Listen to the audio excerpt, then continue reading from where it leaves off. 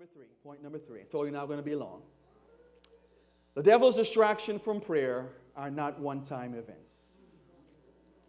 Again, we're confused by it, but I want you to know that it's not one-time events. Here it is. And it says, and this she did for what? Many days. Oh boy, I'm messing some of you up. Because you're saying, oh man, I thought I can just pray and this thing is going to be over. No, no, no, no. He's going to keep after you how? Day after day after day. Let me show you. Again, don't be perplexed. The devil is behind the distraction, and he's going to continue until you lose your focus. He wants you to lose your focus. His intent is for you to lose your focus. And so he's going to continue day after day after day after day. Don't pay attention to that. Stick with me. It's a distraction. And so he wants you to lose your focus. And it's not going to end after one time.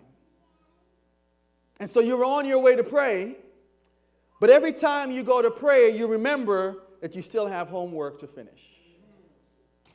On a daily thing. I'm going to go pray, I'm going to go, but you're in school and you're trying to finish school because it's profitable for you to do what? To finish school. And he's going to do what? Use it against you. Every time you go to prayer, you're going to remember you have a new deadline at work. Your boss is going to set a deadline for you. It's a what? It's a distraction. And you're going to fall into the trap of doing it because you're trying to get ahead and you're trying to profit from it. Every time you go to pray, that family member is going to call you and say, I need you to come. I need you to massage my feet. I need you to massage my shoulder. My medication just ran out. And you're going to, day after day, the devil is going to use. These are all good things. Finishing school, is it good? Yes. Being diligent and contributing at work, is it good? Yes. Caring and providing assistance to that family member, is it good? Yes. But the devil can use these things as a what? A distraction. Every time we go to pray, we find ourselves distracted by the devil. And so the distractions from prayer are not one-time events. They will happen on a daily basis. On a daily basis. You're going to think you got over one thing and, okay, I'm good now and I'm going, and he's going to throw something else at you day after day after day.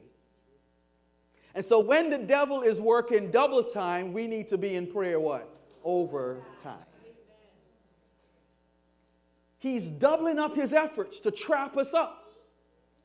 And some of us, as I said, we're unconscious or intentionally we're just saying, we give up, I'm not going to pray about it.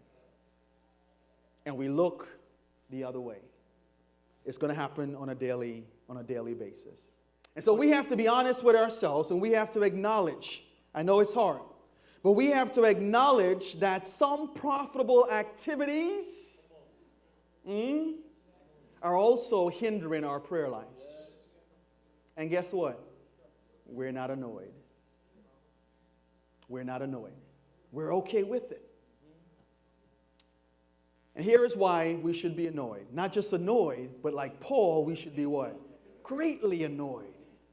You should be annoyed when I was annoyed when I fell asleep. I'm like, man, I'm supposed to be what? Praying. I'm going to minister in a few days and I'm falling asleep. I was annoyed. But many of us, we just get up and we go on our way. But here is why you should be what? Greatly annoyed. Sometimes the distraction can be most profitable to us in the physical realm, but it's what? It's a distraction in the spiritual realm. So yes, you're staying at work and you're going to get the promotion and now you have more money in your pocket, but how is your spiritual life?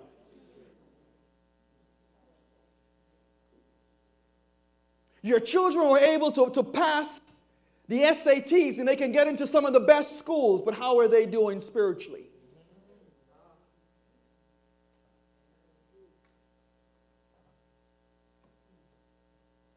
You're a church every Sabbath, and your office is doing well, and you're doing great programs and activities, but how is your spiritual life? Profitable to us? Get an applause, pat on the back. A great job at work, great job at church. But how? Your children are doing great. Doctor, lawyer, teachers. But they're not in church. It's a distraction in the spiritual realm. And so while we're gaining physically, we're gaining socially, we're gaining emotionally, we're losing spiritually. And so what I want you to understand is that there is power in the name of Jesus. Many of you are West Indian. Many of you are West Indian.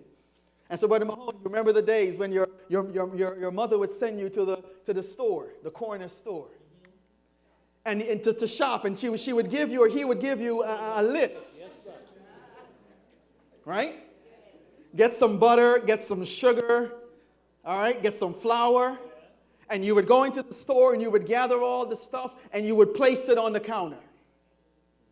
And the shop owner would look at you, this little child, 5, 6-year-old, and you would look back up at them, and he would look at you, or she would look back, and you did this for about 20 minutes, and finally they would say to you, "What's your name?" And I would say, "Carrington." And without saying anything to me, he or she would start making some notes in the book and would package everything up and would give it to me. And I'm looking at them and he said, "Go." I'm talking about power in the name of Jesus. And so my parents had some power in their name. That I could walk into a store and walk out with groceries without giving the owner any money. Because there was some power in just dropping their name. And I'm saying to you this afternoon that there is power in the name of Jesus. Go ahead and drop it. Drop his name. There's some power in it. And so when you pray and you use the name of Jesus, you're going to see improvements in your prayer life.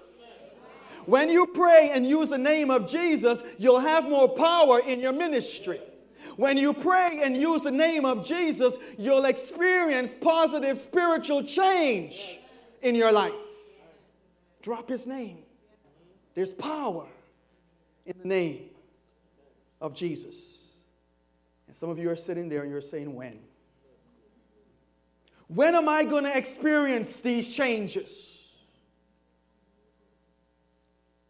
All of 2017, I've been struggling with these distractions, and you're telling me again in 2018 that it's going to happen. Yeah.